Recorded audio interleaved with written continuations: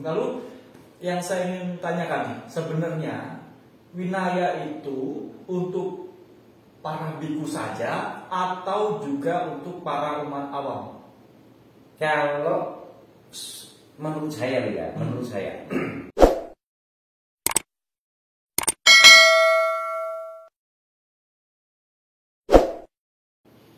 Halo teman-teman semuanya, kali ini saya mau berbincang-bincang dengan salah seorang yang senang belajar soal winaya dan sudah hadir di hadapan saya.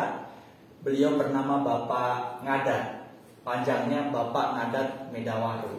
Wah, ini menarik sekali namanya, di depan Ngadat tapi belakangnya ini Medawaru. Oke, selamat siang Pak Ngadat. Selamat siang Mas Mandala. Baik kabarnya?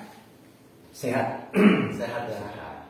Oke, ini saya mau berbincang-bincang terkait dengan winaya. Winaya itu sesungguhnya itu sejarah terbentuknya gimana sih? Oke, gini. Kalau kita sebagai umat awam, saya berbicara karena saya umat awam yang belajar, mungkin belajar banyak tentang belajar baca buku tentang winaya. Kalau kita berbicara winaya itu sebenarnya kita tidak lain dan tidak bukan kita berbicara masalah sila. Sila ya? Iya, sila. Kalau winaya itu sendiri, kalau di dalam buku sejarah, buku riwayat, buku referensi Buddhisme itu muncul setelah, artinya setelah Buddha Parinibbana baru dimunculkan yang namanya winaya. Nah, kenapa sampai winaya itu muncul? Karena terjadi sebuah pelanggaran. Nah, biasa terjadi kalau misalnya kita pun kalau misalnya ada sesuatu hal yang itu merupakan hal tidak baik, maka kita akan memunculkan aturan baru. Aturan baru di situ dimunculkan. Nah, sama halnya dengan pada saat kapan winaya itu dibentuk. Winaya dibentuk itu karena ada biku yang melanggar. Biku melanggar aturan ya? Biku melanggar aturan. Seperti misalnya kalau misalnya di riwayat hidup itu sebagai salah satu contoh Biku Sudina. Apa itu pelanggarannya? Nah, Biku Sudina itu adalah seorang biku yang sebenarnya dia itu tidak diinginkan jadi biku oleh bapak ibunya. Oh gitu. Jadi nggak direstui lah. Nggak direstui. Oleh sebab itu nanti ke belakang kan akan muncul bahwa siapapun yang menjadi bante ataupun menjadi biku itu harus izin dari orang tuanya, itu harus. Sudina ini seorang yang bapak ibunya itu kaya raya. Kaya raya di mana dia sudah beristri sebenarnya. Tetapi karena dia tertarik untuk menjadi seorang biku, walaupun bapak ibunya kurang merestui, akhirnya dia menjadi seorang biku. Pelanggaran yang dilakukan oleh Sudina itu dibuat oleh Sudina, tetapi atas dasar perencanaan dari bapak ibunya serta dari istrinya. Sudah direncanakan. Sehingga pada hari-hari khusus, ya, jadi hari-hari khusus itu si istrinya Sudina itu di make up, dikasih parfum, disuruh dandan secantik-cantiknya biar si Sudina ini balik lagi sama si itu tadi istrinya. Pada saat itu terjadi di sebuah gubuk, pelanggaran itu terjadi sehingga sampai si istrinya Sudina ini terjadi hubungan seksual karena masih menganggap bahwa dia adalah istriku. Oke. Sehingga terjadi hubungan seksual, hubungan antara suami dan istri, dan mengakibatkan si istrinya Sudina ini hamil. Sampai lahir. Itu pertama. Terus ada lagi yang dari Biku Tua setelah Buddha Parinibbana ngomong, sekarang kita bisa santai-santai. Bahasanya tidak saklek pada apa yang ada di riwayat, tapi kita udah bisa santai karena yang sering mengekang kita itu sudah tidak ada lagi. Intinya yang menjaga aturan itu sudah meninggal. Sudah Parinibbana, Buddha sudah Parinibbana, sehingga kita bebas, para biku bebas. Itu Bhikkhu Subhada menyampaikan seperti itu, sehingga itu dianggap oleh para bhikkhu bahwa ini akan nanti kalau tidak dimunculkan aturan-aturan mengenai kebikuan, ini dapat merusak ataupun ini menjadi penyebab winaya dhamma itu tidak lestari di dunia ini. Jadi muncullah melalui konsili para bhikkhu itu membentuk yang namanya atau menyusun yang namanya winaya. Konsili itu pertemuan para bhikkhu. Para bhikkhu ini sudah arahat semua atau belum? Sudah arahat. Kalau konsili pertama itu sudah arahat. Ada 500 kalau tidak salah 500 bhikkhu itu semuanya arahat. Terakhir yang menjadi arahat itu adalah Ananda. Karena saat parinibbana Buddha itu Ananda belum mencapai tingkat kesucian tinggi, itu belum mencapai. Tapi pada saat menjelang konsili ini Ananda mencapai, sehingga Ananda pun masuk menjadi bhikkhu yang itu arahat. Jadi Vinaya itu akhirnya lahir setelah diadakan konsili. Ya. Lalu ketika saat Sang Buddha Gautama masih hidup, gitu Bang. Jadi apakah juga ada aturan-aturan yang kemudian dilaksanakan oleh bhikkhu? Oke. Ada aturan yang harus dilakukan oleh para bhikkhu, terutama sila. Tetapi tidak ada spesifik ini harus dilakukan ataupun ini tidak dilakukan. Itu tidak disampaikan oleh, karena yang tahu persis tentang hal itu kan cuma Ananda, karena Ananda pada saat selanjutnya kan disebut sebagai bendahara dhamma.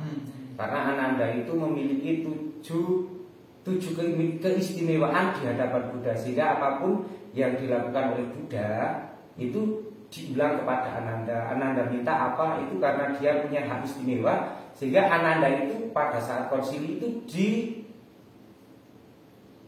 dikasih yang namanya itu bukan hukuman, tapi istilahnya apa? Kalau pelanggaran kan ada hukuman, sanksi atau apa?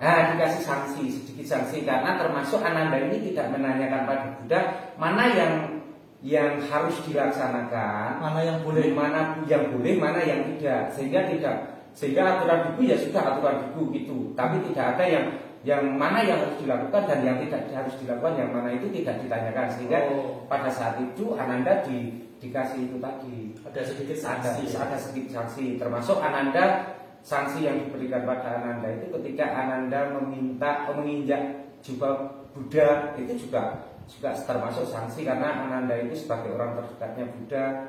Terus Ananda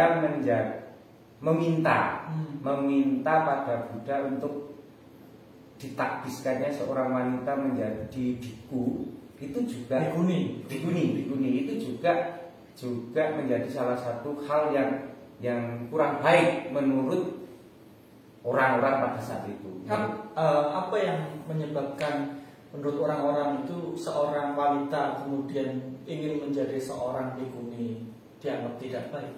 Kalau berdasarkan buku referensi di riwayat, alasan yang dimunculkan di situ karena seorang bhikkhuni ataupun wanita yang ditakbiskan menjadi seorang bhikkhuni itu mengurangi usia dhamma. Mengurangi usia dhamma di dunia ini. Jadi mengurangi dhamma selama dikenal oleh masyarakat. Ya, eksistensinya menjadi berkurang. Artinya misalnya mungkin kalau harusnya 5 tahun bisa menjadi 2,5 tahun ataupun 2,5, itu bisa jadi seperti itu. Tapi untuk referensi lebih jauh apa alasannya itu belum menemukan referensi.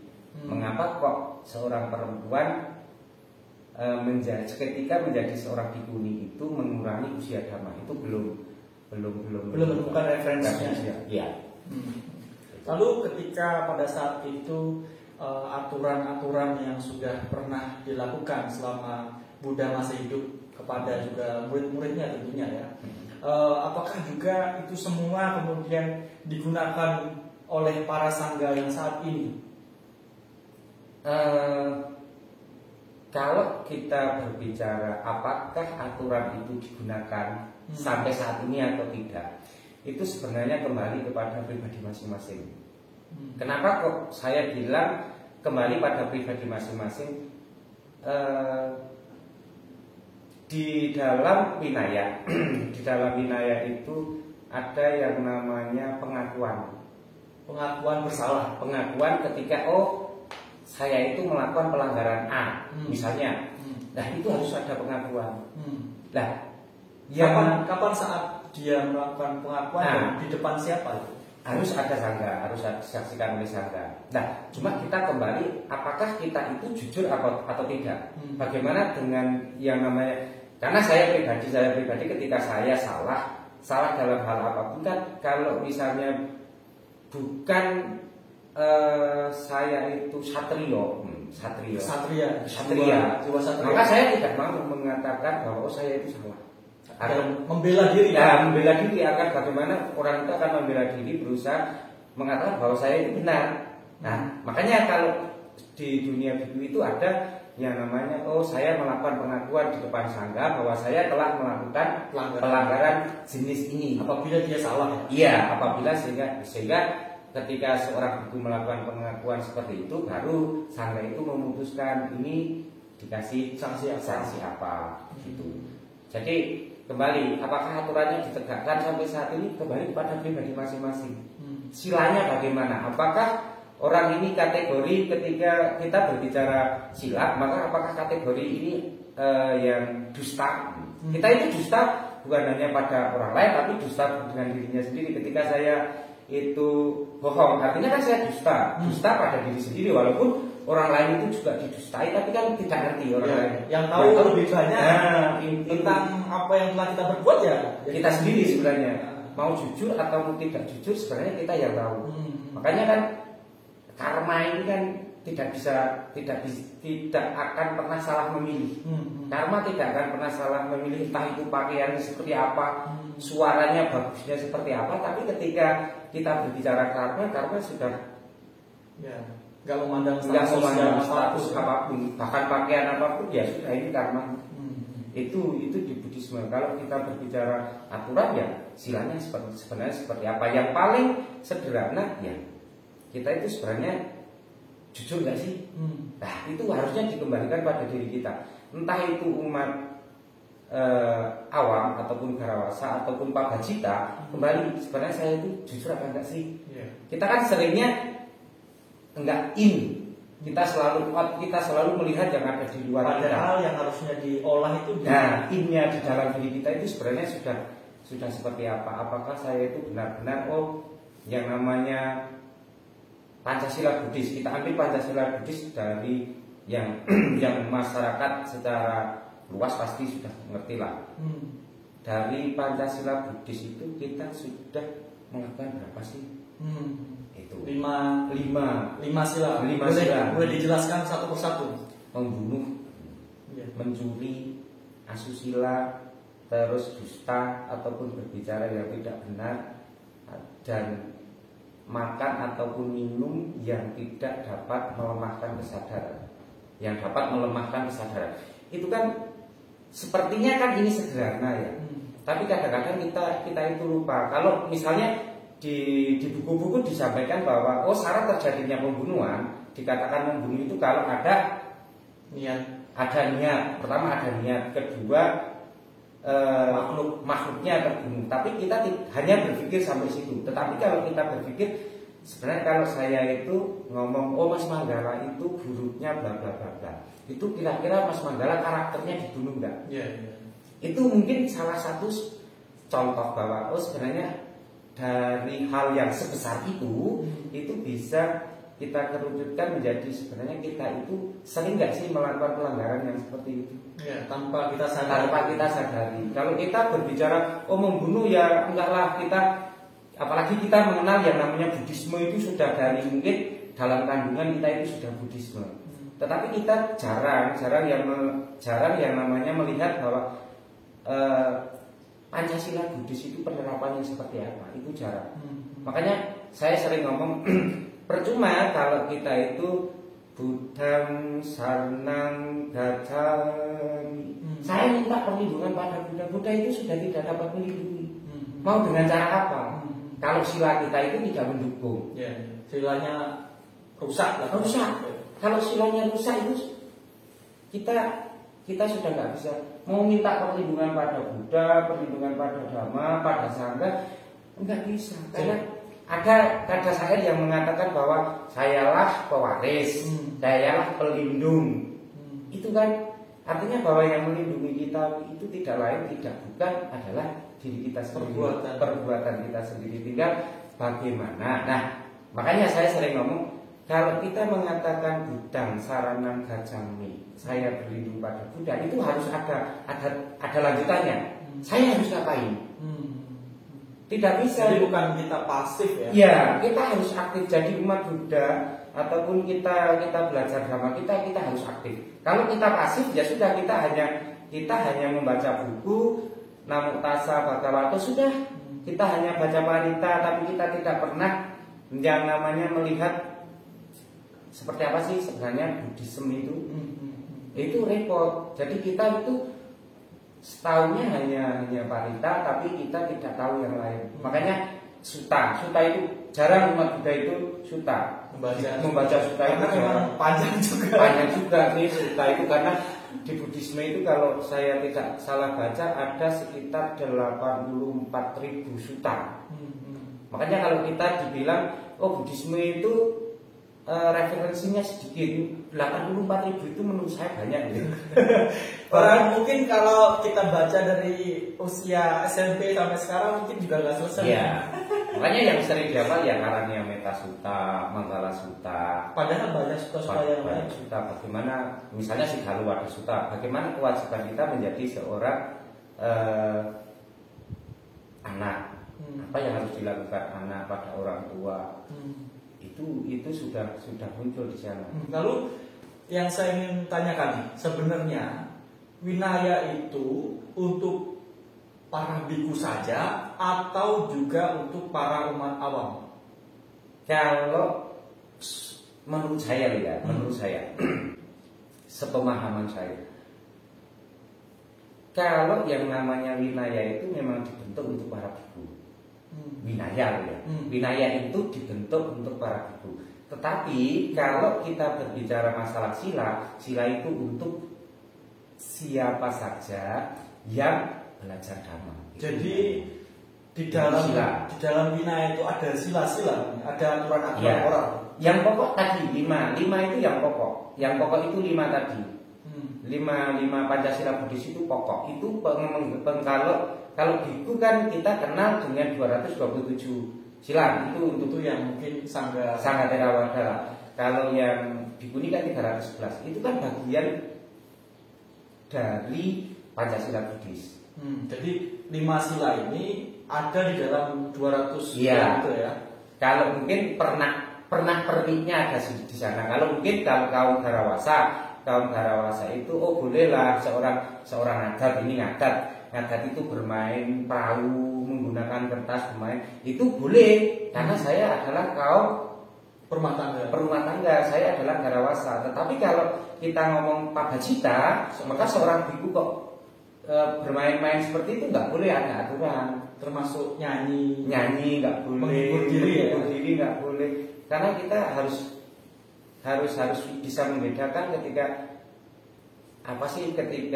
kalau mungkin biku, karena biku mungkin urusannya adalah saya ini kaitannya dengan sila, dengan batin kita. Tapi kalau Garawasa kan nggak sejauh itu. Cuma mungkin karena sudah dikenal bahwa winaya untuk para biku, terus sila ini untuk umat awam. Jadi orang akan berbicara ini untuk biku, ini untuk umat. Sama sebenarnya karena kita patokannya sila. Biku pun sebenarnya sila yang digunakan sebagai dasar pembentukan 227 aturan itu adalah sila. Jadi kalau misalkan ini saya sebagai umat awam, sebagai orang yang berkeluarga gitu ya, jadi saya misalkan mungkin mau praktik sila-sila yang ada di dalam winaya biku itu masalah nggak sebenarnya? sebenarnya nggak masalah. Kalau menurut saya nggak masalah karena apa, di sana aturan yang baru cuma 5 kok. 5 itu tok. 5 ketika 5 itu dipegang secara otomatis, maka yang lain itu bisa terkontrol dengan baik lah. Karena dasarnya di 5 itu. Karena harus begini, kalau menurut saya kita itu harus berpikir bahwa sebuah pohon itu tidak kuat karena daun, cabang atau pohonnya, tapi akarnya. Nah, kalau kita mau membangun bahwa kita itu menjadi manusia yang baik, maka akarnya yang harus diperkuat. Harus dikuatkan. Kuatkan akarnya. Lah akarnya dari manusia itu apa? Sila. Moralitasnya yang harus dijaga. Selama moralitasnya tidak terjaga, ya jangan berharap banyak. Jangan berharap banyak. Artinya bahwa Buddhisme itu kaya kan? Kalau menurut saya Buddhisme itu kaya. Cuma karena saking kayanya kita itu jadi nggak tahu kekayaan kita itu di mana. Banyak pilihan di Buddhisme itu sebenarnya. Kalau menurut saya kita punya yang namanya 31 alam kehidupan. Kita nggak pernah berpikir ketika saya melakukan pelanggaran A, maka saya akan mengarah kemana. Itu kan nggak pernah terpikir. Kita hanya berpikir karma. Tapi kita tidak pernah berpikir bahwa ke depan itu saya mau lahir di alam mana. Itu kan sudah muncul kan 31 alam kehidupan. Nah, harusnya kalau menjadi umat Buddha yang kita memang sudah belajar dengan baik, itu kita sudah bisa merencanakan. Artinya yang 4 kita hindari lah. 34 itu yang mungkin yang paling bawah itu seperti neraka. Apa yang 4 lah? Apa namanya? Awici. Neraka ya. Iya. Kemudian binatang. Alam binatang. Alam setan itu, kelaparan itu. Iya, itu alam bawah. Makanya paling tidak kalau kita hari ini menjadi manusia, target besok pada kelahiran yang akan datang manusia lagi minimal. Tapi sudahkah kita pernah belajar bahwa apa sih syarat menjadi seorang manusia? Apa itu? Nah, kalau kita berbicara bagaimana kita menjadi manusia yang akan datang, paling tidak kita itu satu harus bisa memanusiakan manusia. Itu penting. Karena kita kadang-kadang lupa. Kita itu lupa bahwa saya itu adalah manusia. Sama-sama ingin dimanusiakan. Iya, sama-sama. Sehingga kita tidak pernah memanusiakan orang lain, tapi kita minta dimanusiakan. minta terus, kalau pernah ngasih. Itu yang menjadi masalah. Makanya yang bagaimana sih kita mampu, karena kita itu makhluk sosial. Bagaimana sih kita itu mampu menjadi manusia yang bisa memanusiakan orang lain. Artinya kita akan bisa mampu menghormati, mampu menempatkan orang lain. Kita akan menghargai. Bahkan mungkin dana lah. Kita akan bagaimana sih kita bisa melakukan dana kepada yang lain. Nah itu yang kadang-kadang kita lupa. Dana tidak harus materi, tetapi bagaimana kita itu menyumbangkan sebuah pengetahuan pun dana itu namanya. Nah itu yang kita lupa. Kita banyak lupanya. Makanya kan targetnya umat Buddha harus punya target. Jangan targetnya. Saya ingat teman saya itu berbicara, kalau jadi umat Buddha itu jangan berpikir masalah kuanti, tapi harus berpikir masalah kuali. Bagaimana sih? Ya, kualitas batin kita itu bagaimana? Sebagai orang Buddhisme, sebagai kita itu katanya generasi Dhamma, penerus Dhamma. Tapi kualitas batin kita bagaimana? Jangan berpikir masalah jumlahnya banyak, umatnya banyak, tetapi kualitasnya tidak dipertanyakan, ataupun kualitasnya nanti diragukan. Itu kan repot. Betul. Nah, kalau dari segi fungsi, jadi hubungan winaya dengan dharma itu apa? Artinya kalau mungkin winaya dijalankan dengan penuh katakanlah kedisiplinan ya. Apa yang akan terjadi dengan dharma gitu? Dan demikian juga sebaliknya. Gini, kalau di buku itu dijelaskan bahwa orang yang ataupun para biku ataupun umat Buddha yang melakukan sila dengan baik, maka dhamma ini akan usianya tambah panjang dan tegak ini kalau berbicara winaya untuk tegaknya sangga itu sendiri. Ya. Tapi kalau kita berbicara masalah dharma, maka ketika setiap ataupun umat Buddha itu melakukan sila dengan baik, maka secara otomatis ini akan bertahan lama. Artinya ajaran Buddha ini akan lama, akan dikenal lama. Iya, eksistensinya akan lama. Tetapi ketika kita sudah tidak mau tahu bagaimana itu sila, maka ya otomatis. Artinya ini kembali kepada pribadi masing-masing. Saya itu menjalankan sila atau tidak sebenarnya dalam Buddhisme itu, atau saya itu hanya sekedar tahu tok, atau kita itu hanya sekedar menghafalkan, karena kemarin nggak tahu maknanya. Karena kemarin kebetulan pas di Kulon Progo saya ditegur sama anak kecil, itu saya dibilang gini. Maca parita datang ke buku, baca parita bawa buku. Saya bukan masalah itunya, tapi saya tidak pernah di dalam Buddhisme itu kita menghafalkan, kita membacakan parita. Artinya bahwa di dalam sebuah puja pun kita itu disarankan untuk tidak menghafal, tapi dengan membacakan parita.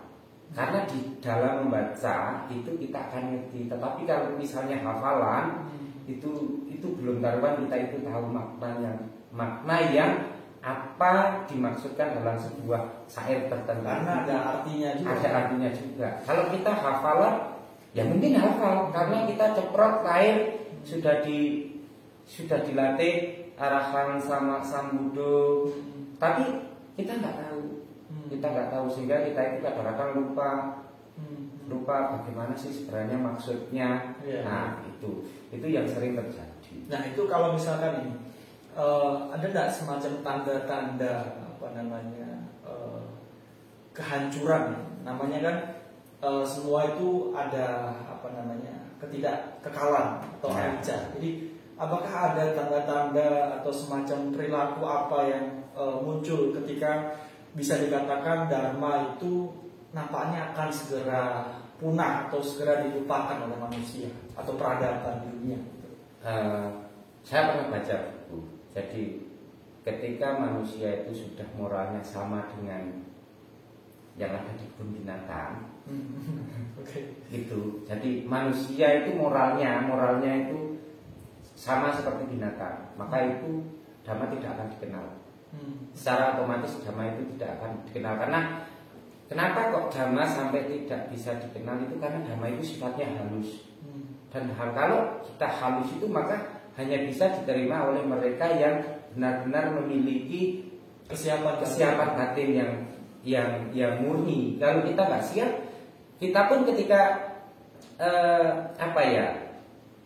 kita itu siap kadang-kadang kalau hal-hal yang menguntungkan kita.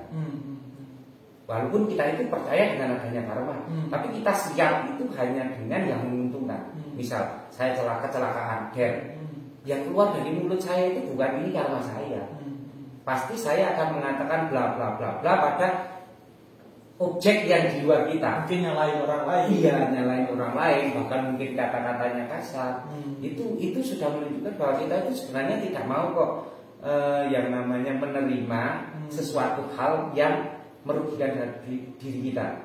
Kita hanya mau menerima yang menguntungkan. Bahkan sampai terbalik, saya di jalan ada uang, nemu uang, saya ngomongnya karma baik, padahal itu karma buruk.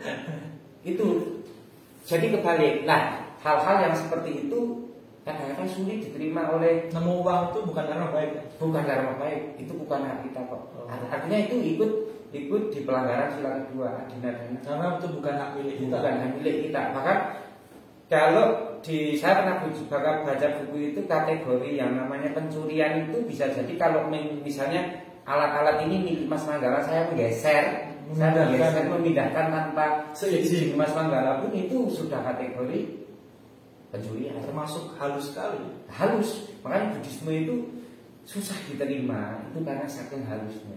Jadi sebenarnya kan kalau begitu kan dharma itu ada terus ya, ada terus. Hanya saja mungkin kita nggak aware, kita nggak sadar, nggak tahu. Makanya ada Buddha itu bukan berarti menciptakan dharma, tetapi menemukan menemukan. Karena seperti yang Buddha sampaikan sendiri bahwa yang saya ajarkan cuma segenggam tangan, yang di hutan sana daun-daun. Nah itu kan artinya bahwa siapapun sebenarnya bisa menemukan itu. Cuma kita harus pelan dan memahami dhamma itu nggak bisa. Kalau menurut saya nggak bisa ujuk-ujuk spontan, itu harus latihan. Jadi apakah misalkan harus orang yang beragama Buddha, yang artinya bisa menjalankan moralitas sila seperti dalam Vinaya itu, atau mungkin tidak hanya orang Buddha saja yang boleh ataupun melakukan hal-hal yang seperti itu? Dhamma itu sifatnya universal, menyeluruh.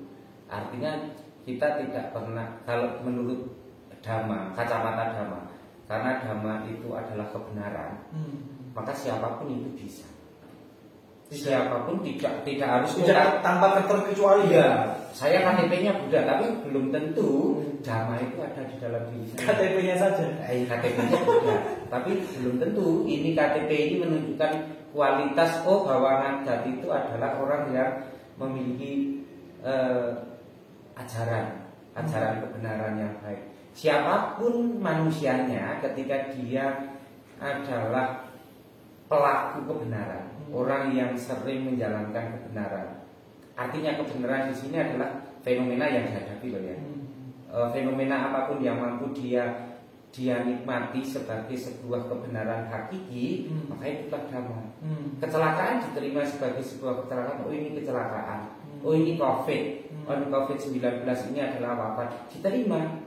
Karena ini alam kok. Ketika alam yang berkehendak itu sudah tidak ada yang mampu menawarkan. Maka kalau kemarin saya beberapa hari lalu mendengarkan sebuah kata soko dalan oleh dalan. Apa itu maksudnya? Siapapun yang dalan itu artinya dia melakukan sebuah kebenaran, maka akan dapat jalan untuk keluar dari segala jenis permasalahan.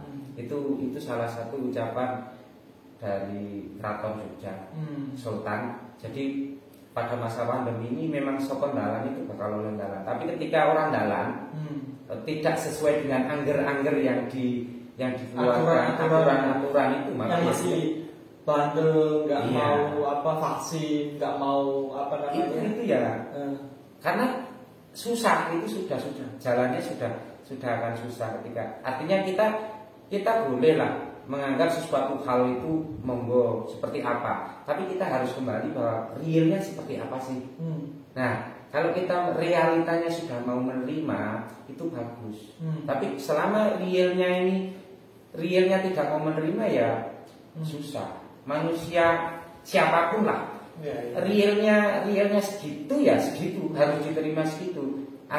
Artinya bahwa kita itu harus mengendapkan bahwa dalam diri kita itu tamak itu dikurangi, serakahnya dikurangi.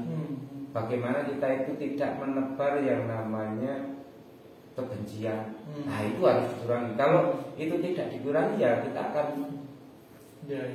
ngomong ada di lingkaran. Lingkarannya terus ya. Iya, makanya kita yang harus pinter-pinter kita sebagai manusia yang komplit dengan akal. Ya kita yang harus pinter. Kita yang harus pinter bagaimana kita itu menjadi manusia pada masa sekarang. Harus bijaksana. Harus bijaksana. Walaupun pengertian bijaksana itu sangat luar biasa ya. Karena kalau saya baca di buku, pengertian bijaksana itu sangat sulit kita mendapatkan hal itu. Karena artinya tidak dapat dicela dengan tidak ada celah untuk dicela. Itu bijaksana. Artinya bahwa saya Mas Manggala itu pasti akan ada celah untuk dicela. Kita belum sempurna. Ya, kita belum sempurna. Artinya kalau kita berbicara masalah bijaksana itu sangat jauh, tinggi ya. Jauh kejauhan. Artinya kita yang real bagaimana manusia itu menempatkan diri sebagai manusia. Terus kita bagaimana beradaptasi dengan lingkungan. Sebagus apapun ketika saya menerapkan ajaran, tapi kita tidak bagus dengan lingkungan, ya percuma. Karena lingkungan akan mengatakan sesuatu hal yang kurang buruk, walaupun nanti urusannya adalah individu dengan, kalau kita bahasanya karma, dengan karma kita sendiri. Ya. Nanti alam yang akan menentukan. Karena alam ini adil. Ini sudah tidak bisa membedakan ini pejabat, ini petani, ini kaum tengah, ini agak atas, itu sudah nggak bisa. Ini karma. Semua diperlakukan sama. Ya. Itu kalau kita berbicara masalah karma. Jadi nggak ada semacam tiket khusus atau eksekutif gitu? Enggak. Kalau kita berbicara Buddhisme harusnya nggak ada sekat. Tapi kalau kita dalam realnya itu sekat itu kelihatan. Oh, pembeda itu kelihatan. Itu karena didominasi oleh nafsu-nafsu duniawi. Ya, jelas kan manusia itu tamaknya ada, egonya masih ada. Terus jarang sekali kita itu mengendapkan yang namanya kekotoran batin, itu jarang sekali diendapkan. Makanya kalau orang sebagai pelaku meditasi itu kan mengendapnya cepat. Sebenarnya kalau kita mau latihan hal-hal seperti itu mengendapnya sebenarnya cepat, walaupun endapan itu masih bisa keluar lagi. Seperti misalnya kopi kalau sudah mengendapkan di bawah itu, tapi kalau digoyang sedikit kan naik lagi, keruh lagi. Makanya kita harus sering-sering bagaimana sih kita itu mengendalikan diri. Karena sebenarnya kuncinya pada diri kita sendiri. Kita itu sebagai pelaku dan sebagai pengendali. Sila itu fungsinya untuk manusia sebenarnya untuk pengendalian diri. Makanya kalau orang zaman dulu disimbolkan dengan rumah setiap rumah itu kalau limasan itu biasanya di atas itu ada yang namanya tali kendali. Nah itu mungkin hampir sama maknanya ketika sila itu kendalinya untuk manusia itu ada, untuk mengendalikan bagaimana saya biar tidak menyakiti orang lain. Nah itu lembut kan? Karena filosofi. Iya, dalam Buddhisme itu sudah filosofi. Misalnya berbicara seperti ini pun ada loh yang sakit hati. Itu pasti. Nanti ketika mereka yang tidak mau melihat apa adanya, ya ini bisa jadi ini menimbulkan sakit hati orang. Bisa begitu ya? Bisa begitu, karena manusia itu tingkat kesadarannya beda-beda. Artinya ketika saya berbicara seperti ini ada orang tersinggung, tapi ada yang enggak. Tapi itu bukan salah dan wewenang kita untuk mereka tersinggung. Iya bukan. Bukan. Artinya kalau kita itu tidak memberikan pengaruh. Kita tidak berusaha mempengaruhi saya misalnya. Saya tidak berusaha mempengaruhi Mas Manggala untuk membenci orang lain. Itu bukan sebuah kesalahan, tapi itu hak Mas Manggala. Ketika Mas Manggala itu mau benci dengan saya itu hak Mas Manggala, mau nggak suka itu hak Mas Manggala. Tetapi ketika Mas Manggala ayo ngajak itu beda. Ngajak, kalau bahasa ajakan itu beda. Di dalam Abhidhamma Pak, sasanggarikan. Iya, itu bagaimana ketika di Abhidhamma itu dengan ajakan atau tidak. Nah, berbahasanya kan seperti itu.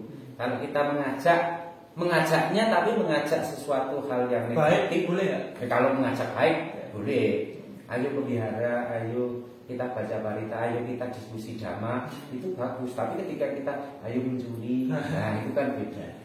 Tapi meskipun begitu kan banyak juga yang mau diajak. Makanya kembali pada sebenarnya tingkat pengetahuan kita tentang kebenaran itu seperti apa. Ini salah atau ini tidak salah. Jadi pada prinsipnya Vinaya ataupun yang di dalamnya ada sila-sila itu sebenarnya untuk memagari kita ya, supaya kita nggak keluar dari rel gitu. Iya, zonanya. Kita kalau sudah ada di situ ya sudah. Kita tahu harusnya umat Buddha itu harus seperti apa. Ini loh relnya di sini. Bagaimana biar kita itu tidak salah jalur. Tidak salah jalur. Kalau 5 itu sudah bisa kita praktekkan dalam kehidupan sehari-hari dengan artian bahwa kita itu ngerti sedalam-dalamnya apa yang dimaksud dengan sila, dengan Pancasila Buddhis itu, maka yang lain akan tercover dengan artinya mereka yang lain itu mungkin hanya sebagai tambahan-tambahan, tapi fatalnya kan di 5 ini, fatalnya di 5 ini yang menyebabkan nanti manusia itu menjadi baik atau buruk lahir di mana 5 ini, kuncinya 5 ini. Selama 5 ini dijaga dengan baik, oh saya tidak pernah yang namanya menyakiti. Sebelum membunuh itu kan menyakiti sebenarnya. Bagaimana kita tidak menyakiti seseorang, bagaimana saya tidak menimbulkan orang lain itu untuk berpikir yang negatif. Itu jarang kita lakukan. Sehingga kita hanya tidak membunuh. Yang penting saya dengan Mas Manggala, misalnya Mas Manggala, saya tidak membunuh Mas Manggala, tapi perasaannya saya pateni, karakternya saya pateni. Makanya dulu pernah ada Dhamma di sana itu kok gini, jadi membicarakan keburukan orang. Saya ditanya, kok nggak datang ke wihara? Ngapain kalau saya ke wihara? Itu cuma untuk mendengarkan sesuatu hal yang seharusnya tadi saya tidak ngerti tentang si A si B, keburukan si A si B, saya jadi ngerti dan saya jadi membenci si A si B. Justru malah akan membuat kita bahagia. Nah itu bagaimana, makanya orang Dhamma di sana itu sebenarnya sangat sulit loh ya. Karena di dalam Dhamma di sana itu kita menyampaikan sesuatu hal, kalau bisa jangan sampai menyinggung perasaan orang lain. Itu sulit sekali. Sulit. Makanya saya sering ngomong, ketika kita mau seperti apa sih karakter orang Dhamma di sana, lihat di Subhasita Sutta. Karena di sana bagaimana seseorang itu harus mengatur kalimatnya, biar orang itu tidak tersakiti. Karena kita tidak nyadar kok ketika menyakiti, walaupun di sini tidak merasa yang, tapi menyebabkan orang lain menjadi benci itu karma. Karma buruk itu adalah sebuah karma buruk. Karena melalui informasi dari kita, orang lain menjadi berpikir buruk. Kita nggak sadar. Kita itu melakukan perbuatan itu yang menjadikan kadang-kadang kita tidak sadar di situ. Nah, kalau kita tidak hati-hati, kita bisa jadi nyaman di situ. Kita sering menyakiti tapi nyaman. Dan itu nggak pernah sadar. Nggak pernah. Dan sering terjadi. Itu makanya harus banyak-banyaklah ketika kita itu berbicara Dhamma, maka harus diimbangi bagaimana karakter Dhamma itu sendiri dengan siapa menyampaikan. Itu harus dilihat. Makanya susah. Kalau zaman Buddha mungkin enak karena kualitas batinnya hampir sama. Jadi pada saat Buddha memegang bunga saja, ada Buddha memegang bunga dan hanya tersenyum, ada yang masuk arahat. Tapi bagi yang mereka yang tidak mengerti kan, Buddha tidak mengajarkan apa-apa, Buddha sombong bla. Tetap ada celaan dan hinaan. Iya, tetap ada. Orang yang sesempurna sama Sang Buddha saja mendapatkan celaan, apalagi iya, sekelas kita gitu ya. Itu karena ada mereka yang belum tahu. Oh, jadi ya itu. Karena kita kembali kepada pemahaman masing-masing, seberapa sih sebenarnya kualitas kebenaran yang dimiliki. Kebenaran kacamata kita melihat Dhamma itu seperti apa. Jadi kalau mereka mau melihat Dhamma itu dengan cara yang salah, ya kacamatanya yang harus dirubah. Kacamatanya yang harus dirubah. Mau hitam ya di kacamata hitam, putih ya putih, biru ya biru. Itu tergantung kacamata mana yang dipakai. Kalau mau kebenaran yang sejati ya harus dicari. Termasuk dari pola pikirnya sudah. Pola pikirnya harus mencerminkan itu semua. Ya, makanya susahnya ketika di Buddhisme itu seperti itu. Kalau teorinya oke lah, teorinya oke, tapi prakteknya itu kita itu susah, minta ampun susahnya. Jadi ketika kita berbicara masalah sila itu, kadang-kadang saya sendiri loh ya. Iya, saya itu sila itu banyak membaca. Tetapi kalau saya melihat diri saya sendiri, saya itu jauh kok, jauh. Bahkan sampai sebenarnya saya itu nggak pantas kok kalau saya itu harus berbicara sila yang dulu, apalagi dengan melihat diri saya. Itu kalau jujur ya, saya jujur loh, ini jujur. malu sebenarnya kalau kita itu mulu-mulu berbicara tentang sila, tentang dhamma, tapi melihat bahwa sebenarnya kualitas saya itu jauh dari itu. Tapi setidaknya kan kalau kita sudah mulai menyadari kan, artinya kita stepnya sudah bagus. Iya. Kalau yang bahaya itu adalah kita itu merasa baik, tapi ternyata kelakuan kita itu sebaliknya. Iya, makanya kan saya sering ngomong, kalau saya tahu kebenaran, maka kebenaran itu akan saya sampaikan kepada orang lain. Kalau saya pada saat itu belum mampu melaksanakan, tapi ada orang lain yang mampu melakukan, itu akan lebih baik. Setidaknya kita sudah sampaikan hal yang baik pada orang lain. Ya, memang kita harus banyak-banyak menyebarkan berita-berita kebaikan, menyebarkan hal-hal yang baik, sehingga memang dalam kehidupan kita itu dan sekeliling kita itu merasa nyaman semua, ya. Harusnya begitu ya. Iya, karena menimbulkan itu susah. Nah, susah. Itu harus dibiasakan terus, Iya, oke. Nah, jadi kalau misalkan tadi 5 sila dari berusaha untuk tidak membunuh makhluk hidup, kemudian tidak mencuri, kemudian tidak melakukan persinahan atau perselingkuhan, kemudian kita tidak melakukan berbicara yang salah atau berbohong, dan terakhir adalah tidak memabukkan diri kita dengan minuman atau makanan apapun. Artinya orang tersebut kan bukan berarti tidak gagal sepenuhnya kan? Artinya masih ada kesempatan untuk memperbaikinya lagi sesungguhnya kan? Iya, masih ada.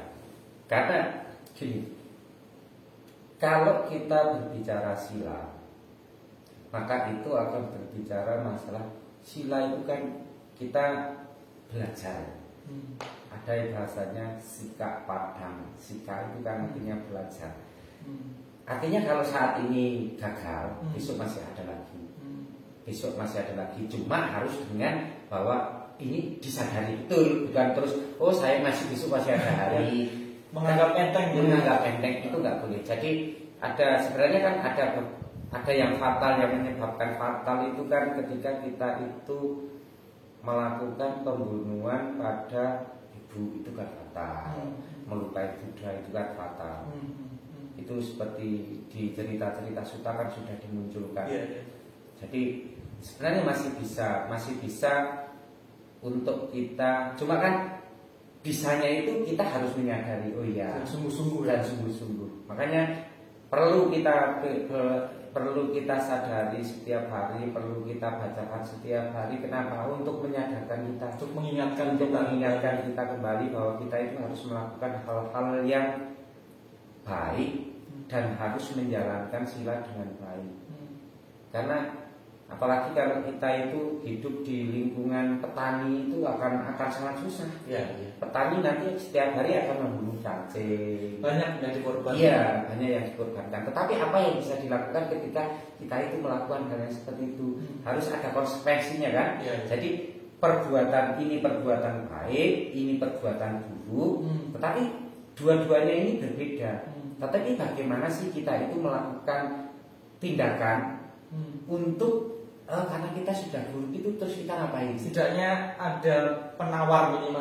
Penawarnya. Kalau ini racun, tawarnya ini madu dan racun. Harus ada untuk menutupi lah, sedikit menutupi, walaupun itu tidak murni akan hilang, tapi kita harus berusaha bahwa kalau kita melakukan hal yang negatif, maka kita harus positif. Bagaimana kita berbuat positif itu yang susah, dan itu dari pikiran. Makanya saya itu adalah orang yang susah sebenarnya. Saya itu orang susah dalam artian susah ketika hal-hal tertentu. Misalnya begini, Mas Manggala mau minta uang ke saya. Walaupun saya itu ada uang, tapi ketika saya itu di kesadaran saya di sini mengatakan bahwa saya tidak, maka tidak ngasih uang, tidak akan.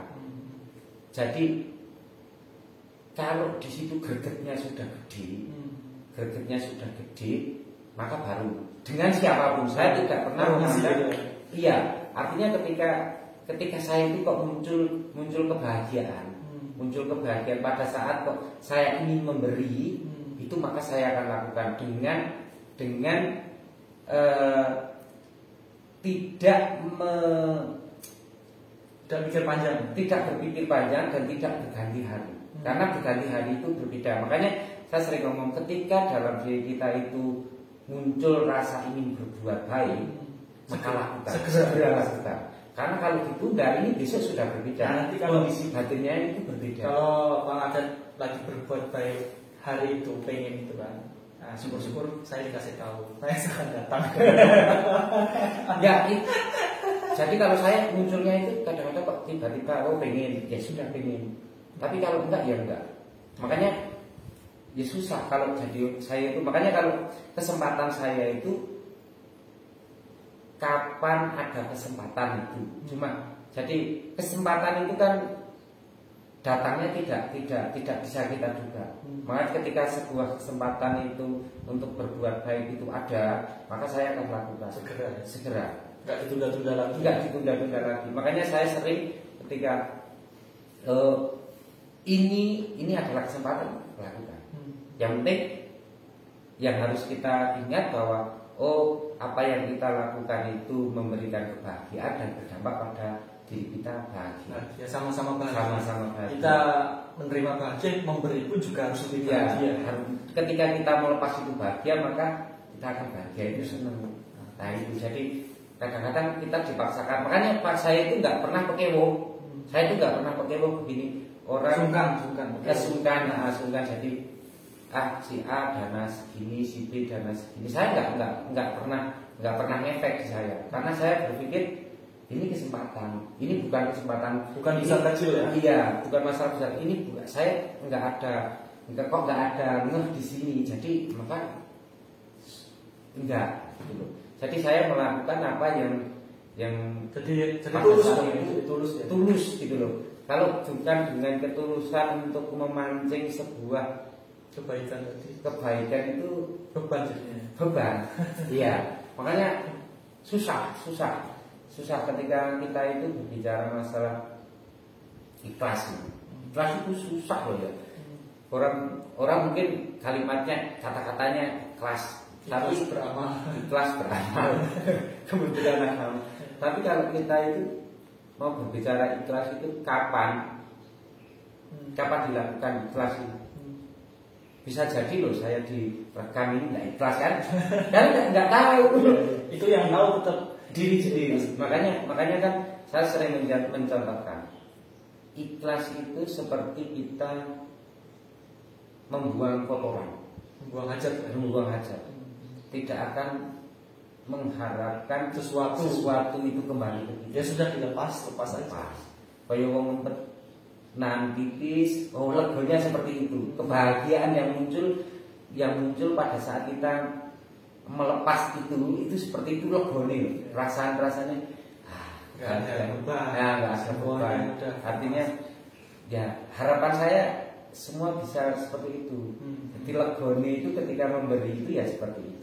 Maka itu sulit mencari seperti itu, sulit dan perlu dilatih terus. Makanya kan saya sering ngomong di rumah, kalau ada kesempatan itu harus dilakukan, segera dilakukan. Jadi Buddhisme itu tidak pernah mengajarkan bahwa kita itu hidup itu untuk meminta, tapi untuk melepas. Apa yang bisa kita lepas dengan kebaikan kita. Nah, kebaikan apa saja yang bisa kita lakukan, ya lakukan. Itu kepada siapapun. Karena Buddhisme itu tidak pernah mengajarnya kalau nanti karena ini nanti akan ada yang banyak menyaksikan. Jadi setahu saya dan sepanjang saya membaca buku itu, Buddhisme itu tidak pernah mengajarkan umatnya itu untuk jadi pengemis, bukan meminta, tetapi kita itu memberi. Nah, memberi itu yang susah. Kalau kesempatannya ada, kita lupa. Kalau pas tidak ada kesempatan, nah itu. Jadi bagaimana, kapan kita melepas itu? Makanya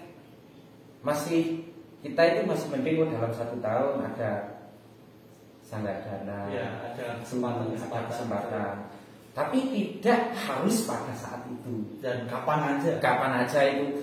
Karena kita kalau berbuat baik nunggu nanti sanggadana ya. Ya kalau kita sampai hidup di masa itu.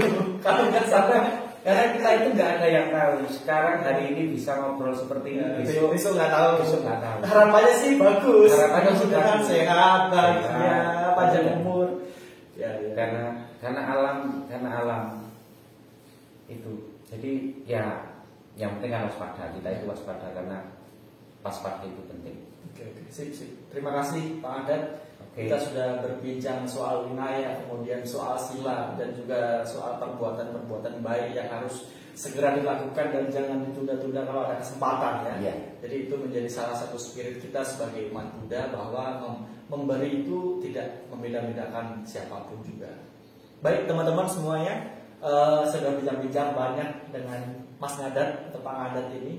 Mudah-mudahan ini ada manfaat yang bisa teman-teman ambil dan kita semua ambil. Semoga kita semua menjadi orang-orang yang selalu sehat dan berbahagia. Saya akhiri, Sabdi Sabta Bhawatu Sukhitata. Semoga semua makhluk hidup berbahagia. Sadu.